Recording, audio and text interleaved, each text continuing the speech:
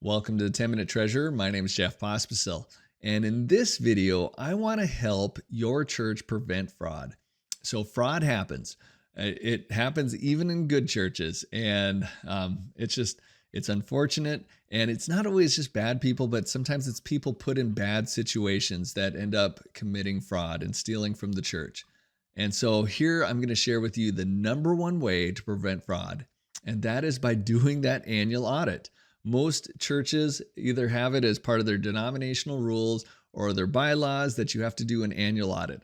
And I'm going to encourage you to do that. And here's why I believe so strongly about this. I remember when I was a young CPA, I was in a training and there was an older CPA that had done some fraud auditing. And he told a story about how once there was a bar in a college town that invited him to do a fraud audit.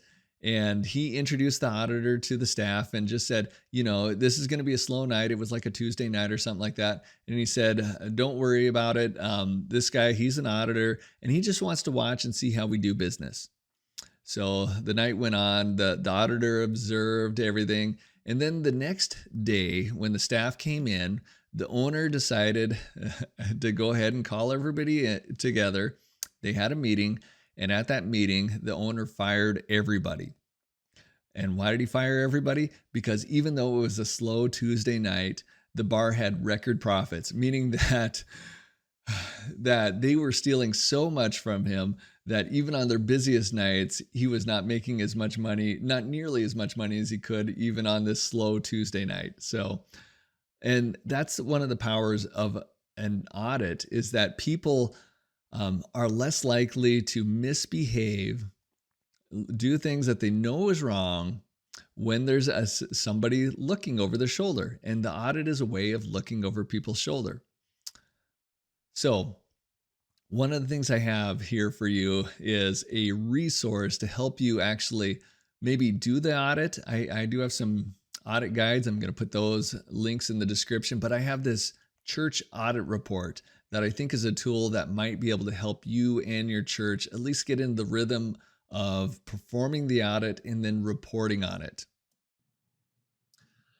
All right, so let me give you a tour of this church audit report. And I really mean this as a way to help an audit committee report the results to either a finance committee or a board, a church board. So it's really not meant to be a church audit guide or anything like that. And it's made for an internal audit as well. So what does the church board want to know? They want to know, are the financial reports accurate? They want to know, are internal controls adequate to protect the people as well as the finances? And so hopefully this will guide you through that. The audit procedures performed. So these are pretty common in any audit. There's 4 major sections. There's the interview section. There's the reviewing the documents like minutes and policies. There's actually reviewing the financial reports. And then there is sampling transactions. So who is interviewed? So you just want to document who you actually talk to, get an idea about how money is supposed to be deposited from the offering plate, how it's supposed to get in the actual bank account, how it's supposed to be approved and actually spent. One of the things that I wonder about this segregation of duties. So if your church primarily writes checks, you should never have somebody that has custody of the checks, is the sole signer or the one that almost always just signs the checks without a second signature, and they keep the accounting records, because you're just giving them the keys to the kingdom, basically. In this day and age, when you have more and more electronic payments, this gets a little trickier, doesn't it? So one of the things I encourage is that somebody should be reviewing the bank statement or the credit card statements besides the person that's keeping the books. So somebody should be reviewing that and getting a good idea if there's any suspicious activity. That'll help keep everybody honest. I don't know if there's anything else here that I need to talk on. One of the things that could be a little bit tricky is with payroll, but it doesn't hurt to have a second set of eyes on this, because especially with clergy, it can be tricky. I have several videos on how to properly set up clergy and payroll. So you can go ahead and look at those if you need to, or talk to a tax expert that specializes in clergy taxes. And then you get down to the actual findings. So as you're going along, you might see things like, let's just say, for example, you have somebody that has a church credit card and they don't always turn in receipts. Maybe they're a little bit hit and miss with that. So you can report that. If you feel like it's a big concern, make a recommendation. What would fix that? So, and then you can, I make room for 5 different findings and recommendations. I mean, so these don't have to be big things. They don't even have to be things that have to be necessarily dealt with right away, but sometimes they should be. So let's just say you have all your employees, let's still stick with the church credit card. All your employees turn in receipts timely and all the receipts except for one. And they never turn in their receipts. So you should probably deal with that. I mean, there's one of 2 ways. One is to give the person a warning that the next time that they don't follow through, they'll lose their credit card. Or the second thing would be is to terminate their church credit card.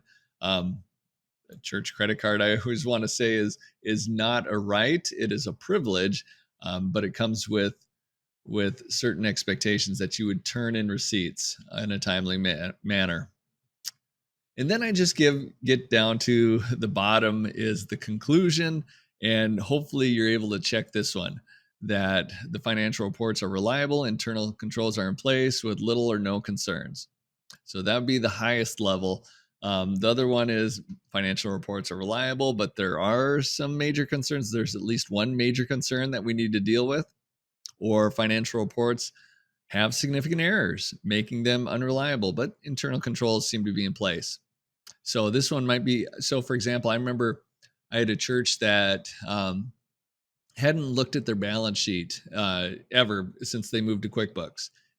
So everything was being recorded correctly. They had adequate internal controls, but I knew the balance sheet was not something you could rely on because nobody ever looked at it. And so there was a couple of things that were out of balance there. And so it doesn't mean that anybody's, sometimes it's just a mistake like that.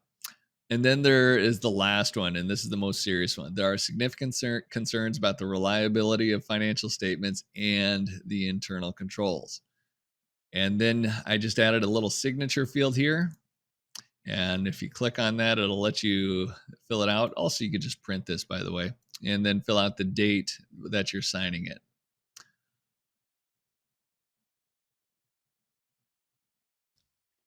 All right, this brings us to the end. Hopefully this has been helpful, and I will leave links in the description to the audit report as well as to an audit checklist.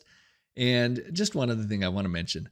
Most of the time, the people that appreciate the church audit the most are the people that are actually handling the accounting records, handling the finances. And the reason why is a lot of times they're kind of operating in isolation and they're expected to know everything about finances and do it accurately. And sometimes we have doubts. And sometimes we want that reassurance. Are we doing things the best we can? Are we doing things the proper way? And if the audit's conducted in a spirit of, okay, we want to help make the church run better, then they will open up and they will share with you about their concerns or maybe their questions, and you'll improve everything along the way. So always remember that when you're doing an internal audit, I mean, we're not here to bring the hammer down on anybody. We're part of the same team. We're just trying to improve as a church. So, all right, till next time, God bless.